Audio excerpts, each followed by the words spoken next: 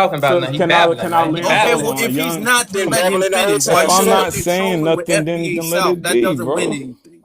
If I'm not saying something, then let it be. You feel me? The smart folks will understand that Democrats, and I would hate to say Democrats are unintelligent. I believe they're very intelligent. I feel like they are more intelligent enough to know that they know how to actually write a constitutional sound bill. And I also give them the credit to understanding that they know how to write a unconstitutionally unsound bill, both on purpose. So this is why when we ask this question as the lineage, are you going to do something specifically for the emancipated sharecroppers, the Negro freedmen people? Are you going to write this bill correctly so that Edward Bloom and all of the other watchdog associations have no play, have no say when it comes across? Because we expect a prosecutor to come through and want to, give backlash. We expect that.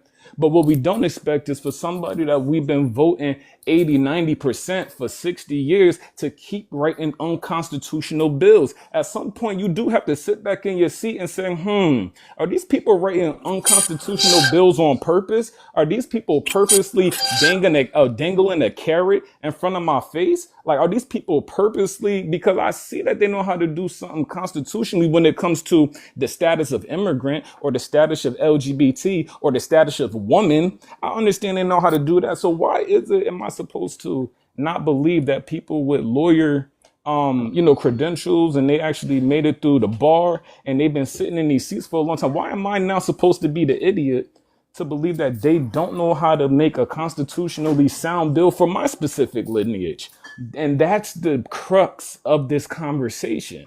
The crux of this conversation is, do you believe that Democrats are writing bills on purpose, unconstitutionally, to keep Black Americans in the hole? And so now when, the foundational freedmen people of America give that question out as if we're actually jumping off of this plantation, the folks that have not asked that question, that's the only question I want all people, all my kinfolk that ask. Do you really feel that the Democrats are writing bills purposely or on purpose to make it constitutional or unconstitutional so that they can get an energy surge? Like, for No, real, at the end of the day, and no. I land with that. So you begging white men I for say something. legislation My that's gonna comment would benefit the be, Black community? I No, no, mean, no, no, wait, no, no. I said Democrats. Wait, please right. don't What take my color are words. they though? Please don't take my words What color out of are those context. Democrats? HR 40 is an Right. unconstitutional bill. 414 is an Right. unconstitutional bill. So these are Black. These are so-called melanated people Right. writing these bills. So I'm gonna ask you again, brother. Okay. Why do you expect melanated men and women, the foundational population of people that been through all of these transitions of being reclassified, been through all of these transitions, having our ancestors disrespected and unalived in the most egregious way? Why do you expect us Fam. Yeah. not to believe that this party of the Democrat Party after 60 years, that they're now still genuinely writing constitutional bills wrongly? All of a Fam, sudden, let me respond to you because you're doing this thing where you saying how great we are and how right. No, I'm not. I'm asking Right, you a I know question. we're Do you great. think that we should not? Do you think that we Right. should not ask the question? Are our legislators Right. writing bills on Right. purpose or by mistake to make them Right. even be in the pathway of Ed Bloom? Or am I supposed to think that the Democrat Party has illegitimate lawyers that know nothing about the Constitution? Which one am I supposed to believe after 60 Right. years of Right. noticing? Exactly. I know how that great we nothing are. is happening, You sir. can land your question and then you can We respond went to through a it. lot. We are I'll resilient. We land. are a resilient people. We went through a lot. The American government is 75% white people. Stop doing this Democrat and Republican shit like it's a red person and a blue person. You are asking for white people, whether it's Democrats or conservatives, to pass some sort of beneficial legislation that's going to allow you to move towards some sort of reparative process. White people are not going to do it.